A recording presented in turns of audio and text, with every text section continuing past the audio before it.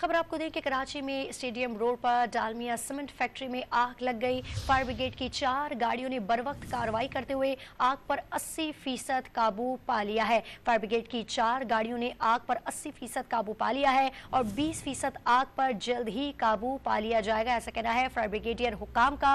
आपको अपडेट करें कि कराची में स्टेडियम रोड पर डालमिया सीमेंट फैक्ट्री में आग लग गई है। बात कर लेते हैं डॉन न्यूज़ के नुमाइंदे आसिम खान से। आसिम खान, बताइएगा फायर ब्रिगेडियर हुकाम का क्या कहना है, कब तक मुकम्मल तौर पर आग पर काबू पा लिया जाएगा? ये डालमिया रोड पर आग लगी है। एक सीमेंट फैक्ट्री है जिसमें अचानक आग भड़की थी, जिसने देखते देखते शिद्दत इख्तियार की, जिसको फौरी तौर पर फायर ब्रिगेड को तलब किया गया और अब फायर ब्रिगेड की 4 गाड़ियां जो हैं यहाँ पर मुसलसल आग बुझाने की कोशिशों में मसरूफ हैं। जो हमारी बात हुई है फायर ब्रिगेड हुकाम से, उनका बताना है कि आग पर काफी हद तक काबू पा लिया गया है और आग कंट्रोल में है और इस पर जल्द मुकम्मल काबू पा लिया जाएगा। बहुत जल्द जो है वो आग पर काबू पा लिया जाएगा। तफसील बताए थे आसिम खान, आपका बहुत शुक्रिया।